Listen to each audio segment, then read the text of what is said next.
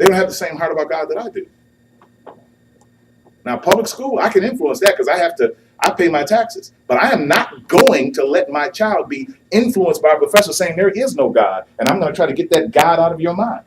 He's not going to teach my kid. You be careful what door you let open in your house and your world. What? You don't believe me? I can see it on your face. Turn in your Bibles to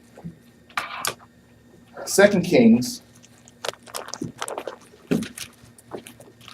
chapter, we got to take a break in about 5 minutes. 2 Kings chapter 19.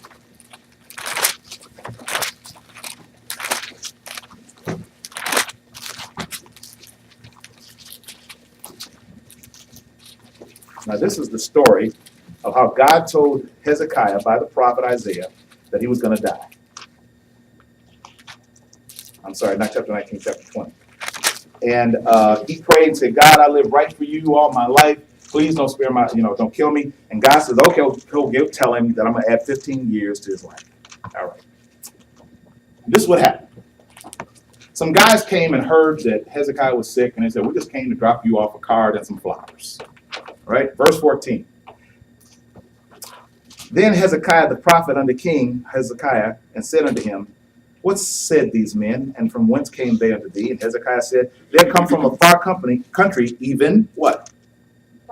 Babylon. All right? Remember, Babylon is always a picture, not of the world, but this world system.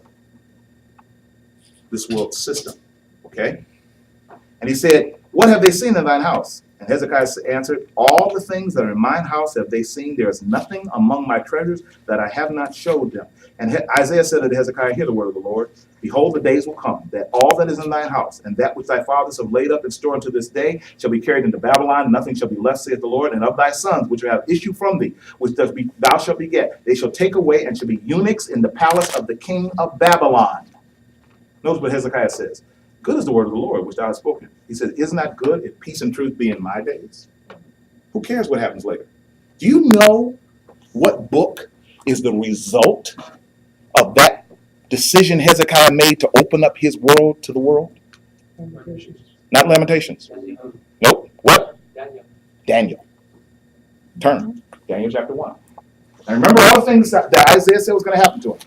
Okay? They're going to take your sons, make them eunuchs. They're going to take away everything you have, everything that you worked on, everything your fathers have had. They're going to take all of it and put it in the palace of their God. Verse number 1 of Daniel chapter 1. In the year of Jehoiakim, king of Judah, came Nebuchadnezzar, king of Babylon, to Jerusalem, besieged it. And the Lord gave Jehoiakim, king of Judah, in his hand, with part of the vessels of his God. And he carried away into the land of Shinar to the house of his God, and brought the vessels into the treasure house of his God. And the king spake unto Aspenaz, master of his eunuchs, that he should bring certain of the children of Israel, and of the king's seed, and of the princes, children of whom was no blemish, well favored, skillful in all wisdom, cunning in knowledge, understanding science, such as has ability in them, to stand in the king's palace, whom he might teach the learning and the tongue of the Chaldean. And what did he do? He made them eunuchs. Exactly as prophesied. How many years before? Well, probably about 300 years before. Hezekiah opened the door to his world, to this world system. And what was the result? The whole kingdom of Israel gone. What happens when we open the world up? Vexation. Spiritual vexation. And how do we treat it? We send them to a counselor. How do we treat it? We ask them to join a youth group. It's spiritual warfare. All right. Any questions on what we covered so far? Any questions? All right. Let's. Well, so coming back to this diagram. Oh, this one? Okay.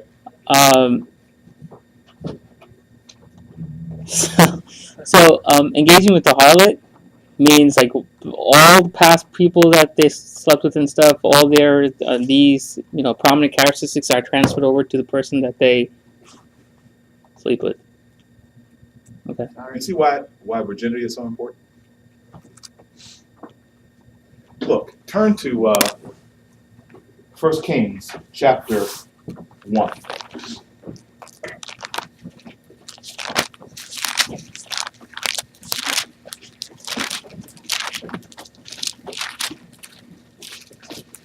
want you to look at the verbiage of what we read here. 1 Kings chapter 11, verse 1.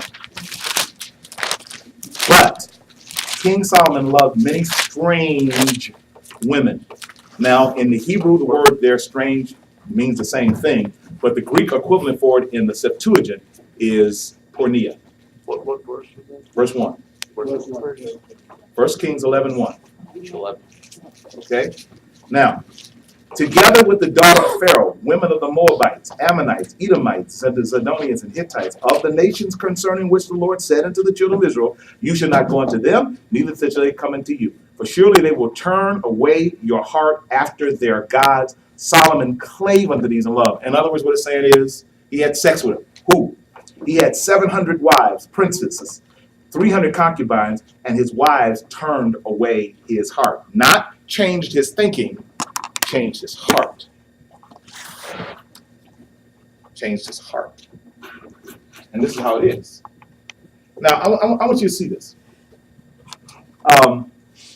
For Solomon, I'm sorry, verse 4. But it came to pass when Solomon was old that his heart, wives turned away his heart after gods, and his heart was not perfect with the Lord his God as the heart of David his father. Solomon went after Ashtaroth, the goddess of the Zidonians. You know who Ashtaroth is? Anybody know? Anybody know who Ashtaroth is? Let's move forward. Ashtaroth is the same person for the Zidonians as she was for the Greeks in Ephesus. Now, do you know who she is? Diana. Ready for this? Not Diane. Diana. Careful. Do you know who she is for Rome?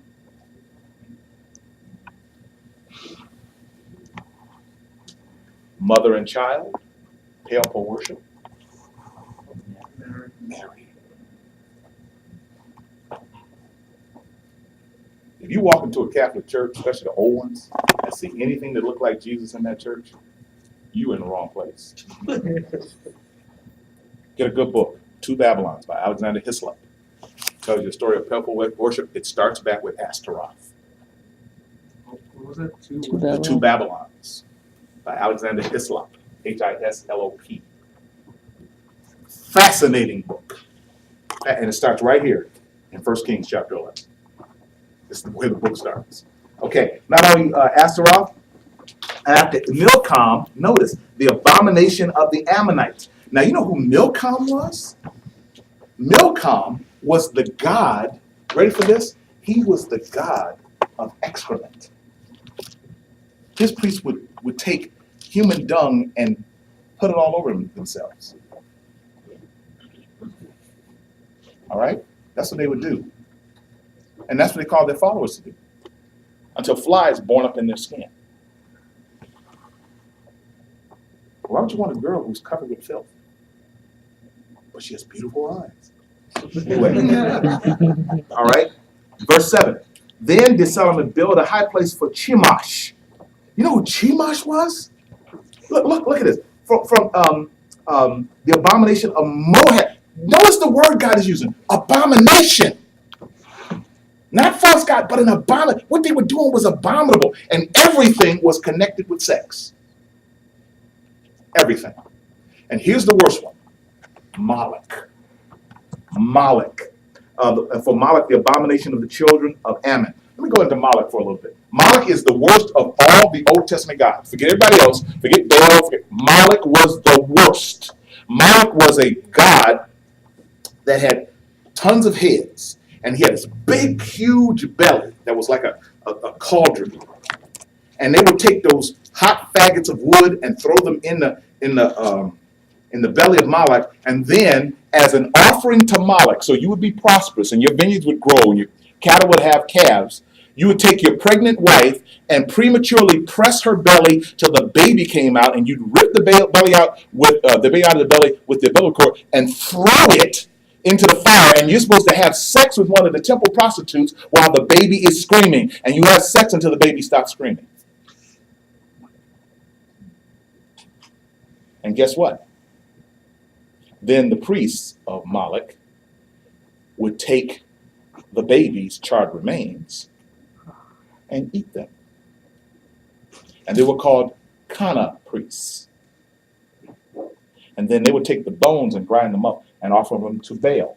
Do you see the connection? Kana, Baal.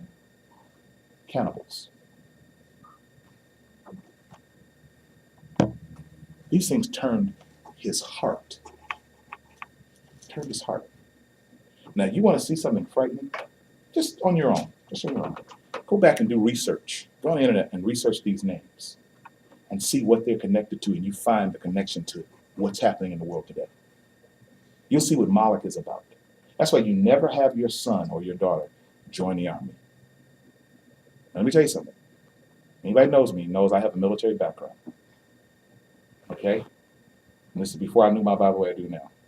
And I'm saying to you, while I had fun with some of the military things I do, I will not let anything that I know. I would let my dog join the military. Not because of the service to the country and all that patriarchal stuff. I'm not talking about that. I'm talking about the system is that of Moloch, where you give your children unto the world system, where the government says, we now own you. God never wanted that to be in place. You study these abominations, it'll make your blood move cold. Chemosh was just about politics. So he's an abomination. If God calls them an abomination, my goodness, what are they about? This is spiritual warfare. And it hasn't gone anywhere, people. It's still around. It just has different names. It's the same. Most people think chasing demons and casting spells and casting. That's not spiritual warfare. This is spiritual warfare. Spiritual warfare is always, what's the scripture says? Casting down imaginations. Where does that happen? Where does imagination happen? In your head. Bring into captivity every thought. Where does thoughts take place? That's the whole thing. The world system, and each one of these guys represented here, is to change the thinking of man. Spiritual warfare is to change man's thinking. Be not conformed to this world, but be transformed. How? By changing your heart? No, God. Renewing your mind, because you've got this world system ingrained in your mind. Everything here is for the mind. Satan is not making people's heads spin around and vomiting up green bile. I mean, he does that sometimes, but most of the time, it's about this. And we just let it flow by. It's this. Spiritual wickedness in high places is about the human intellect, trying to bring man to the superiority of thinking. And that's his destruction. And that's what happened to Solomon. As wise as he was, he became an absolute fool because of the women that turned his heart. And I'm telling you, this is part of it. People who are engaged in sexual provocative and craziness and for some erotic pleasure, for this, they're selling their souls. When I talk to young men online who are addiction to pornography, one of the things they tell me make me want to gag. Why do you watch that? You know why? Because the last thrill isn't enough. It keeps escalating. Next thing you know, it's completely out of control. You've heard recently Jesse James and Tiger Woods. It's not one woman they're having an affair with. My goodness, you should call your cousin Louise. They might have had an affair with her. So many different women coming out of woodwork. Because man is no longer satisfied. Sex is not enough. It's the provocativeness of sex. His lover, Tiger Woods, his lovers are calling him at his home. It's not enough now for the sexual adventure. It has to be some kind of sexual danger in touch. And that's what I tell young people. The idiocy, the oxymoron is the phrase safe sex. When was sex supposed to be dangerous? What do you mean safe sex? That's an oxymoron. Sex is not supposed to be dangerous, but that's a tolerant world asking you to be tolerant.